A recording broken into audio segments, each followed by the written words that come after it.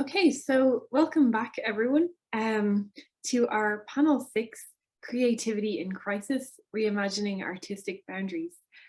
So I'll shortly be handing you over now to Tom, who will just do some further introductions. Okay, thank you everybody. I hope you all had a nice break and welcome to what is now our final panel of speakers. After that we have one more keynote and just kind of a wrapping up session.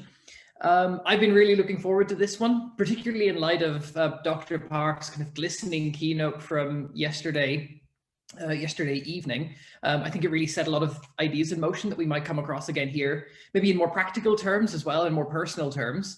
So with great pleasure, I introduce our final 2 panelists, and we have Karen Meenan and Octavia Cade. What to do, because you'll see in the program that Amelia Baconville is also due to speak, but as I mentioned before the break, for anyone who wasn't here, Amelia has unfortunately had to pull out last minute for personal reasons, which of course we understand, but we're sad to hear. It was looking to be a brilliant talk. But that leaves us with 2 speakers for a little bit more time, so we can be a little bit more relaxed with timing in this one, I think. So what I'll do is, first of all, introduce Karen. So Karen Meenan is going to be talking, is giving a talk entitled the Dementia-Inclusive radio series, Talkin About Neurodegeneration. Karen Meenan is the Atlantic Fellow for Equity in Brain Health at the Global Brain Health Institute. She is a theatre and radio producer working with people living with dementia and their carers, developing theatre and radio broadcasts using memory triggers from the 1950s and the 1960s. Following a BA in drama, Karen founded Making Hay Theatre and runs a weekly dementia-inclusive radio show on NearFM called Reminisce on the Radio. So with no further ado, I'll just hand over to Karen. Hi, thanks Tom for that introduction, and hello Octavia and Alicia and everybody else on the panel here today. I'm delighted to be here, and I'm delighted to have the opportunity to talk about that border between science and arts and well-being, and how we can incorporate, you know, when we're in the Global Brain Health Institute, we talk about brain health all the time. But we've discovered that brain health is no different from mental health, from physical health, from heart health. It's all the things that we do for ourselves that make us feel good. And one of the things that I do to make me feel good is I host a radio show. And each week on the radio, I meet 4 different guests and I learn something new every single week. So next week at the AAIC conference, I'll be presenting on the program. This is my 3rd series. This one is called Talking About Neurodegeneration. This one, the title was inspired from The Who, Talking About My Generation. I was watching the telly one night and I saw that ad and I thought, oh, I haven't heard that song in years. And I thought, wouldn't it be really cool if we had Talking About Neurodegeneration, you know, and have a different guest each week talking about a different aspect of living with dementia. So the setup is, it's really nice. There are 4 guests every week. So the first guest is usually a professor or a clinician or a researcher or somebody who knows a lot about this particular topic. So say, for example, yesterday, the show that we recorded was about vascular dementia. So Roman Romero Ortuno, who is a faculty member in GBHI, he's also a doctor in St. James's, and he is in Trinity College. So you might know him. Anyway, Roman is quite the expert on vascular health.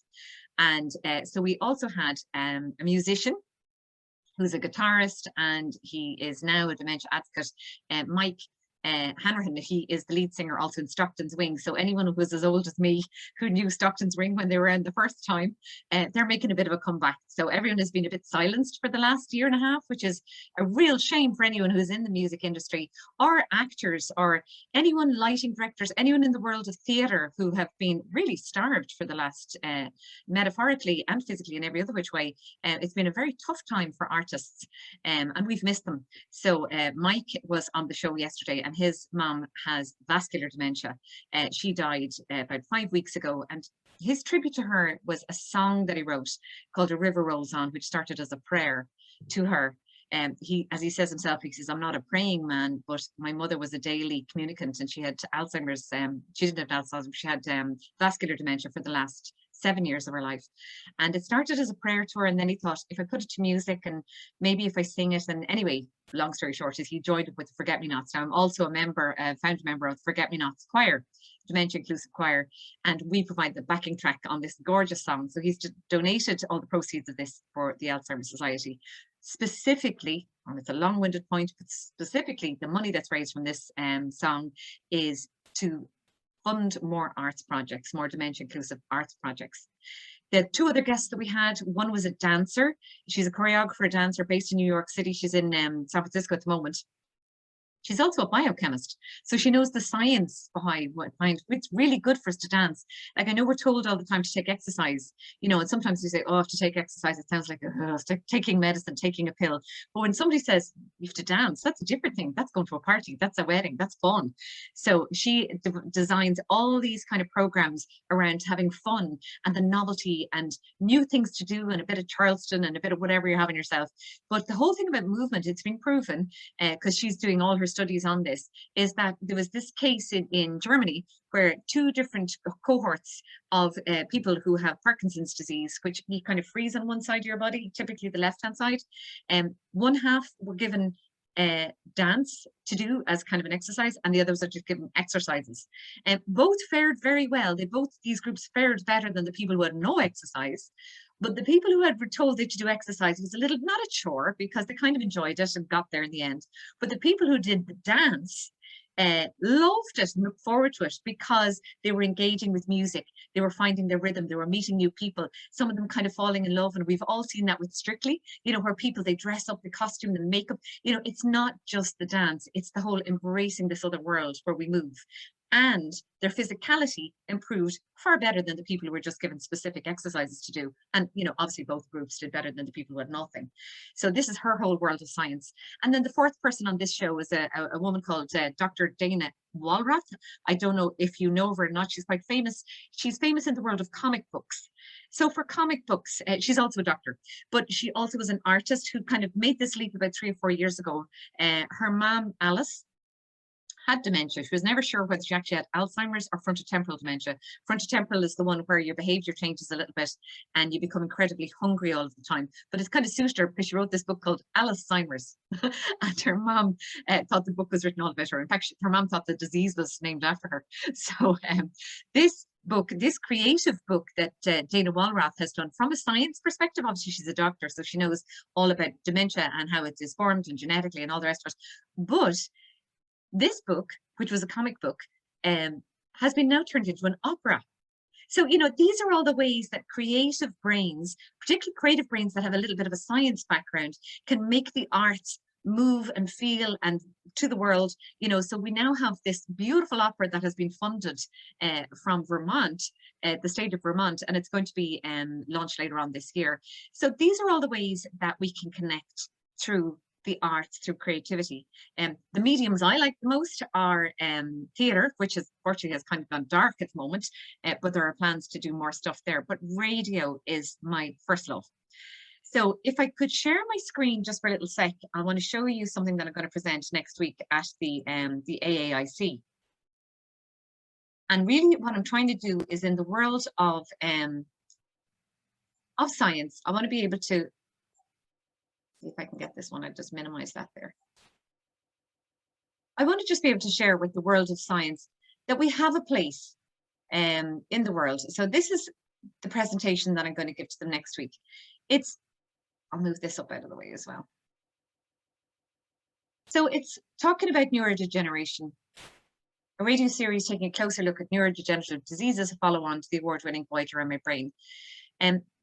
This radio series here, you can see it won the National Gold Award in Social Benefit category in 2020. Voyage Around My Brain was a follow-on series to the one that Tom was talking about there, Reminiscence on the Radio. A closer look at the umbrella as told from 4 different viewpoints: the medical expert, the patient, the caregiver, and the dementia-inclusive creative artist. It's broadcast on NearFM in Ireland and also repeated LLARC in the UK. So LLARC is the Later Life Audio Radio Co-operative, and that's a network of older content creators, age-inclusive radio stations, third sector organisations, and researchers working on ageing issues. The pictures here, you can see this is one we did on Lewy Body Disease. So in case you didn't guess from my backdrop, Lewy Body Disease is one of my favourite things to research and to learn more about. This guy here is Professor Ian McKeith. He is the world expert. He's been working on Lewy body disease since the late 70s. In the middle, you'll see this pair, Kevin Quaid and his wife, Helena. Kevin has Lewy body disease. He's written a book called Lewy Body Dementia, Survival and Me, and his second book, we're just putting the final touches to it now. You might see it on my backdrop. It's I Am Kevin, Not Lewy. This is a guy who doesn't want to be defined by his disease, and yet he wants people to talk about it, which is a fantastic combination. The guy on the right-hand side, this is Tyler Norwood. So Tyler Norwood is a Hollywood director who had no interest in dementia or Lewy body disease or anything at all. But Susan Schneider-Williams, married to Robin Williams, and when Robin Williams died by suicide in 2014, he was only 63. He died he didn't know the disease that he had was Lewy body disease. He actually just thought he was going crazy. And his wife, Susan, knew that he wasn't crazy. She just knew that there was something wrong with him. And there was typical things that happen in Lewy body disease. One of them is fluctuations, which is a freezing. And I'm going to just stop share there. But freezing has been described by Kevin and others who live with this disease as, you know, if you're on Zoom and you have bad connection and you kind of just freeze. This happens in real life when you have Lewy body disease. You get hallucinations, visions, nightmares, you fall out of bed. The thing that happens in our brains at night that make us sleep, our eyes move, we have rapid eye movement, we all know that.